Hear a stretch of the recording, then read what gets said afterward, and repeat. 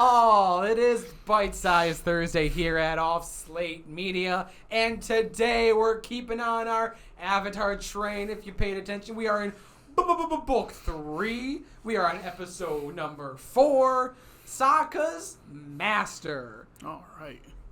I really don't remember much of this episode. Before we watch it, I really, truly... All I remember is Space Sword! Space Sword! That's not... right. The one that I'm quoting is not even the episode that is quoted from. But he gets the space sword. But yeah. You say that, and the gears in my brain went ching! Which is funny because... spoilers. He takes a piece of a meteor and makes a sword out of it, which is... Oh, he takes the whole meteor there. There's no way. Yeah, he takes the whole meteor there. You're right. Yeah, don't they roll it up and hide or something? Like Sokka's there with a meteor, and they ask him how he got it. No, they up hold there. it up, and Toph moves it, I think. All I remember is they bring like the whole thing up there, and I remember laughing as a kid when I think I watched this the first time in high school. You were a kid. Yeah. I think I remember them putting it up there, and I laughed really hard at like, how are they going to think you got that up there or something? And then it's not even a joke or something. I remember this being one of my favorite episodes, the watch through I did with my brother that I keep bringing up over the series, because it's this if you have any kind of like insecurity about like being left out, you can relate to it because the other 3 have these bending abilities that he doesn't have. So when a problem arises that he can't really do anything about at their level, or in this instance, that makes sense. Because I remember there's something that's in the beginning where I have this image in my head of him like bummed watching them do something that he can't do. I remember that much. So then when he finds the master guy and learns to sword fight, that's what I remember. And I remember it was like this it's like this weird cathartic feeling for me, because it was like I'm relating to a character already, and I'm further relating to this feeling of being left out. And that's all I remember from the episode. And a lot of people really like it. Nice. So that's all I remember. I don't remember the smaller detail. I just remember Sokka sad, Sokka gets sword. I mean, it sounds pretty simple. Back to the point that I was making, whether he used the entire meteorite or not, I just think it's weird that somehow you can, I'm going to say smelled. I don't know if that's the right word to use. I think it is. Smelt?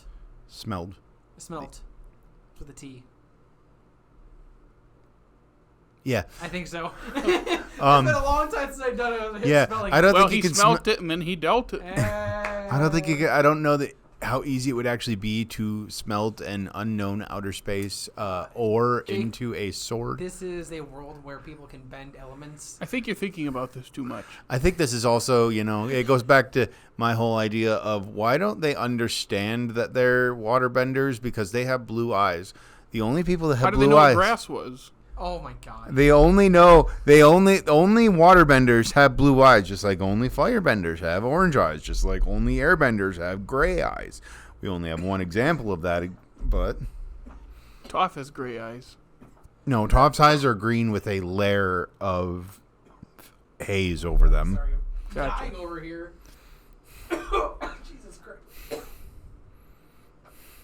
Well, I think Are you good? while I'm he's good, yeah, recovering, I think we should watch Sokka's Master. Let's take a bite before he goes into another fit.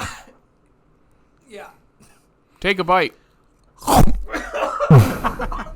This is Greg. And ladies and gentlemen, we did see, when we did watch it, they did bring up the whole dang thing to the Master's book. And it was Toph that pushed it. Like, they lifted it and she pushed it, if I remember correctly. We just watched it. I should remember correctly. Literally just watched. Yeah. It's a good episode. It is a good episode. It's not my favorite episode. No, I don't think But I it's a like good it as episode. much as I used to. I just think, you know how when you watch and just consume media at a certain point and you feel a certain way, you hold that in such high regard, and then you get to it in a different frame of mind at a different point in your life, and you're just like, yeah, it doesn't hit the same. There's been a lot of things that have done that for me, unfortunately. I think it's a little sad. I think now that I'm older and thinking about it, it breaks the illusion a little bit more for me when he goes, your first day of training was really successful. and they did like everything it takes to be a sword master in the day. Yeah, I was kind of surprised. I mean, I guess they don't have that much time because they have to get to the thing, to the Black Sun. But like you don't really. You're not a sword master. There are a couple factors in there. One, he was already skilled at some kind of hand-to-hand combat with his other weapons, so that factors in a small smidgen of a way. He's not starting from square one with any weapon. That his boomerang skills is what translates to sword skills. I mean, it is a one-handed weapon. Doesn't he use the sword kind of like not quite like a boomerang because it doesn't come back? No, but it kind of replaces his like bone thing. Yeah, it's like a club. Yeah, sword. But then it is like a two-handed weapon too, or at least he uses it like a two-handed weapon. Yeah. I don't know. But because there is a difference in how you wield the two. Yeah. And the other factor being, it's not like he finished his training. He did say you have to continue the rest on your own, but he did get good enough in like a day and a half. He did have the high ground. He did have the high ground. He had the high ground, and again. Archer! Good old Archer! Good old Robert Patrick. Yeah, it was funny. I was watching. You heard me. You could tell I was watching. Like, who is that? After I just said who it was out loud. I also know him, obviously, from, you said T2. And like, Walk the Line is the one. Bridge to Terabithia. He plays a lot of angry, abusive dads. Hey, he's the dad. That's another thing that I know him from. I was going to say, when I looked it up on IMDb, I knew him from Peacemaker. He was in a Peacemaker for a little bit. He is in Peacemaker. That's right. Is he... I forgot that was a show. Yep. He's just a dad because you watch like Walk the Line. He's Johnny Cash's abusive father. Then you watch like Bridge to Terabithia, and he's kind of like the discerning, looking down on what's his name father. Yep. He's part of that movie that makes me cry as a kid. He was part of it. Okay, listen, that movie just tears me apart. Bridge to Terabithia? Yes. Did you ever read the book? Am I confusing it with the Spiderwick Chronicles again? Probably, because if you did not burst into tears, I don't know if I don't think I've seen it. Okay, it hurts. Or I read the book in 6th grade, and I remember I got to the part, and I put the book down. I was like, no. And I flipped back. I read the whole page. I read the next one. I'm like, no. Yeah. No. I was upset. But so that's someone dies. Let's just say it's sad. But anyway, Sokka's master is not sad. That's kind of sad. Okay, story time. More stories. So Drew, I love Drew. I was not here for this story, but it is one of my favorite stories that he tells. Drew is another endings person similar to you. So the X-Files. Oh boy. The original show ending. Oh no. He recorded. That's after Vince Gilligan had long left the show, right? I don't remember. I heard he leaves the show and the quality tanks, is what a lot of people say. Oh, Vince Gilligan. Okay, that's not who I was thinking of. Not the island guy. No, the funny video game guy from Community. I was thinking Scully. Scully. Yes. Vin Scully, the Dodgers guy? The red-haired girl. Oh, in the show. I've never seen the X-Files. Isn't her name Jillian something? Yeah, Jillian Anderson. Jillian Anderson. She was in Sex Anderson. Anderson. Jillian Anderson. That sounds about right, I think. Yeah, it is. Okay. Anyway, that's who I was talking about. I was getting Gilligan confused with Jillian. Oh, I was very confused. She also wrote Gone Girl. Oh, good for her. No, I think it's Gillian Flynn, isn't it? Or is it Jillian? I don't know. I've never heard. What was the story? I'm sorry. From what I remember of the story, I might not be referring to it correctly. He said that he had to go somewhere the night that it was on, so he videotaped it. Yes, Drew and I are old. Yeah, I remember videotaping stuff. He started watching it, and like, right when it gets to the crux of the finale, something very stupid happens. I won't spoil it in case either one of you wants to watch it. I want to believe. James. Something very stupid happens. He stopped the tape, took the tape out, and put the tape down a heat register in his house. And he never watched it again. He never finished it. It's the same sort of reason why he doesn't watch the last season of Veronica Mars.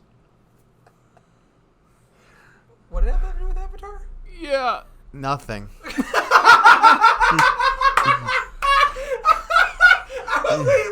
Okay, story time 4 minutes later. Oh, yeah, that had nothing to do with anything. I just wanted to hear myself talk about Drew, which I don't blame you. Yeah, I still love talking about my friend. I miss him. Yeah. Hi, Drew, if you're watching. More likely listening. Hi, Drew, if you're listening, and I'm waving. Oh, my God. Sokka's master.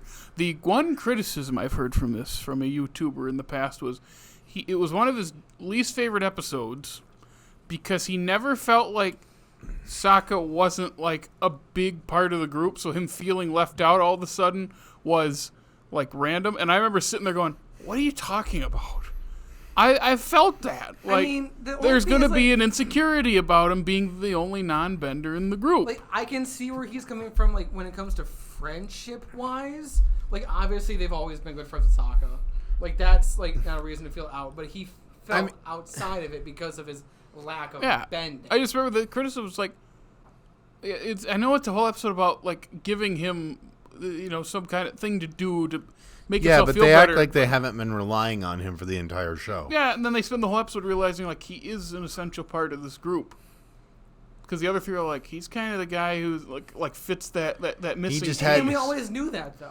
He just had one of those preteen jitters where someone told him not to help with something and he got all upset about it. Honestly, that's a good way to phrase it. That's why when I heard that years ago, I was like, you put that on your least favorite? That's one of my favorites.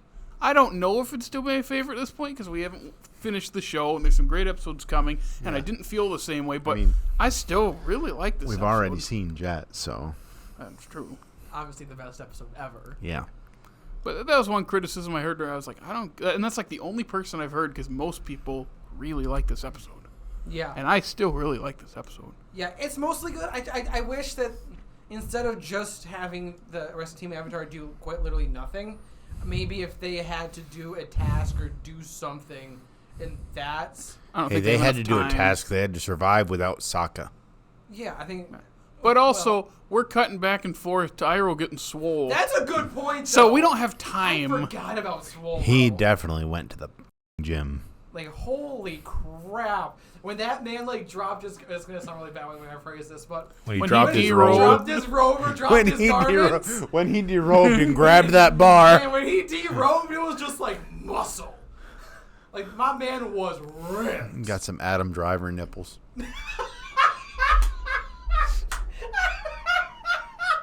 He was thick. He was thick.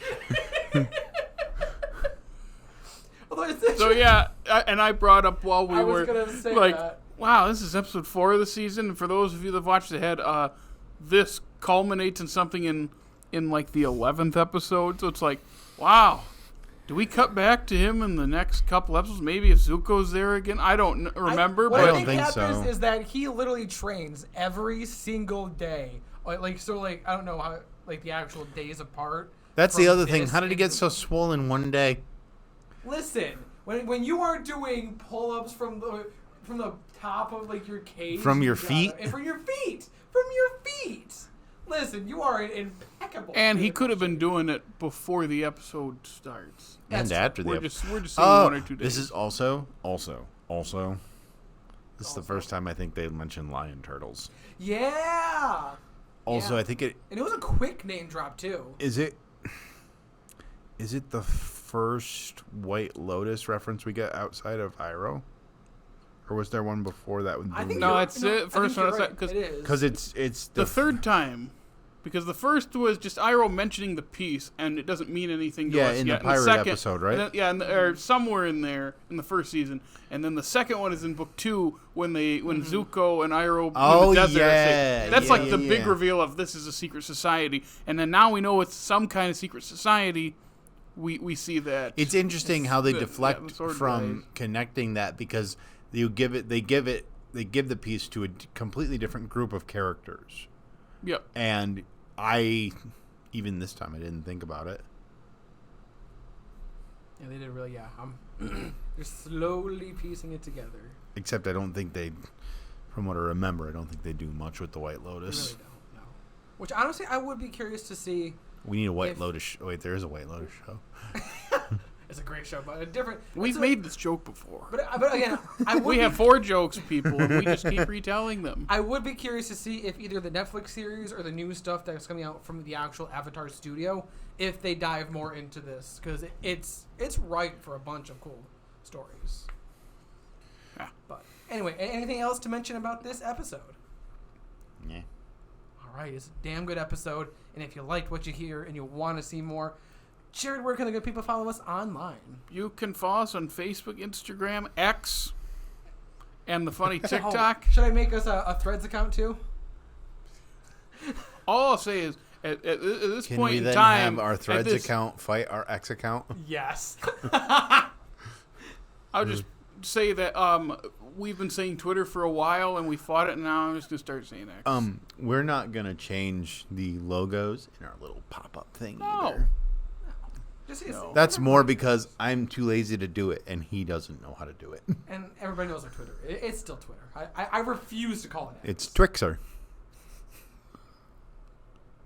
You can listen to us on Apple, Google Podcasts, iHeartRadio, Spotify, Stitcher, and hey, if it's YouTube, like and subscribe and comment and ring our bell and rate us and follow us on all those other Podcasting website. apps. Yeah. Anyway. And our I could Groovy go website. for some apps Groovy right now. website. I could also go for some apps. That does sound good. But anyway, thank you for listening to today's episode. Next week, we're going on to episode 5, which is titled... The Beach, Jake's favorite The Book Beach? 3 episode. Oh, we get to party! I really don't like the It's so awkward. We get to embrace our inner Ken. We're going to do beach. Neither of you guys have For seen those that. of us that have No, I not have. seen the Barbie movie, Of course, this is we have months- no this idea is what like- he's talking This about. was like 6 months ago when that movie came out. But I know, but it'll still be... I know. I'm just saying. It's like don't act like you just saw it. I'm not. I'm just It's saying... been 6 months. Regardless. Tune in next episode. We're doing episode 5, The Beach. And until then, yeah, just keep listening to more of our stuff. We are excited. And on Thursdays, make sure to... Take a bite.